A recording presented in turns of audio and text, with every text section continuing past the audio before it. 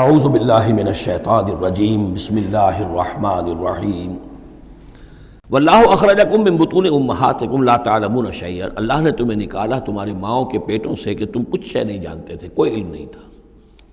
واقعہ یہ ہے کہ انسان کا بچہ جس قدر کمزور اور ضعیف ہوتا ہے شاید کسی حیوان کا بچہ اتنا کمزور نہیں ہوتا۔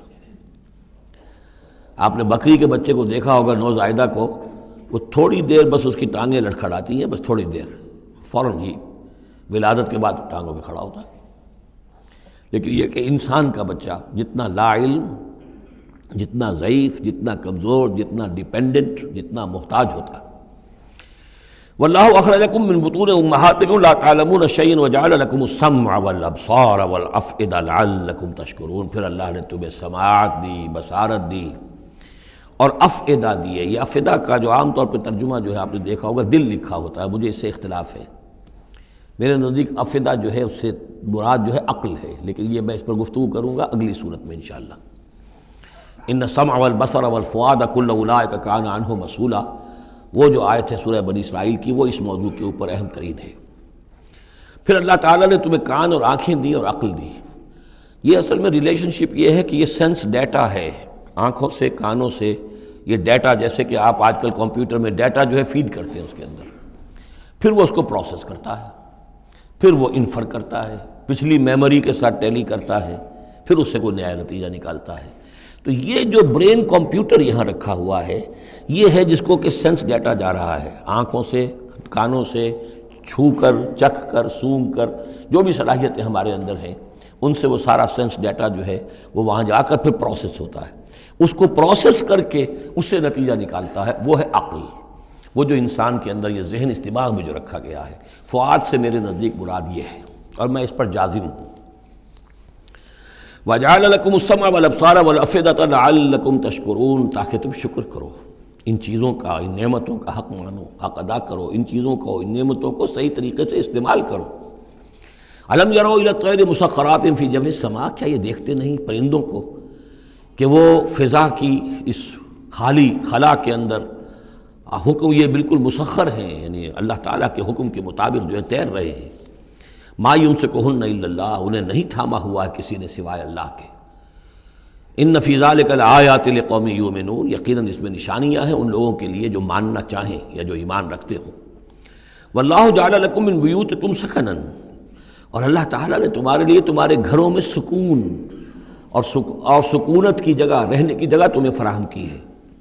وَجَعَلَ لَكُم مِّن جُلُودِ الْأَنْعَامِ، اور بنا دیے تمہارے لیے تمہارے چوپایوں کی کھالوں سے، بیوتن، ایسے گھر یعنی خیمے۔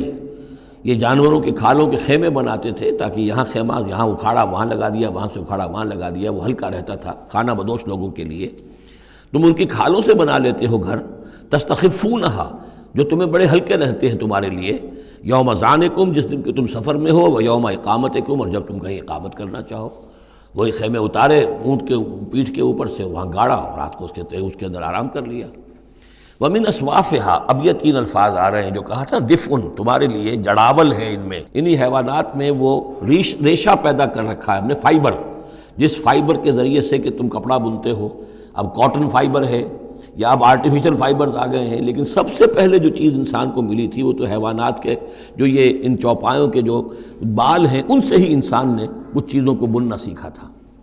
من اصوافہا، صوف کہتے ہیں بھیڑوں کی ان کو، واوبارہا، وبر کہتے ہیں جو کہ یہ ببریاں کہلاتی ہیں اونٹ کی، ان کے جو بال ہوتے ہیں، واشعارہا، اور بکریوں کے بال اشعار کہلاتے ہیں۔ تم ان سے، صوف سے اور ببروں سے اور بکریوں کے بالوں سے، اساساً و متاعاً، تم سامان بناتے ہو، اپنے برتنے کی چیزیں بنا لیتے ہو، الی حین، ایک خاص وقت تک کے لیے۔ واللہ جعل لکم مما خلق ظلالا، اور اللہ تعالیٰ نے تمہارے لیے جو کچھ اس نے پیدا کیا ہے اس کے ذریعے سے سایہ فراہم کیا ہے۔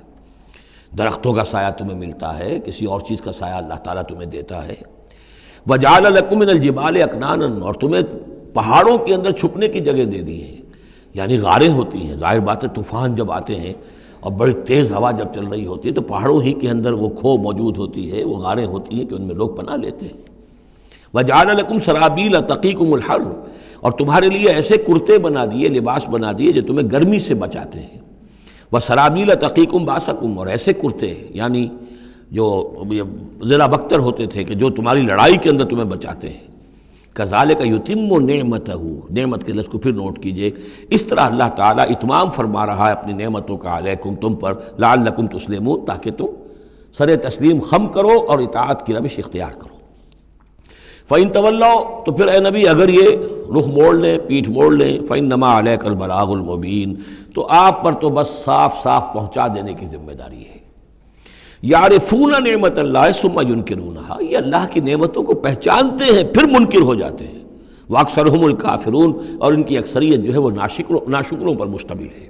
صدق اللہ العظیم.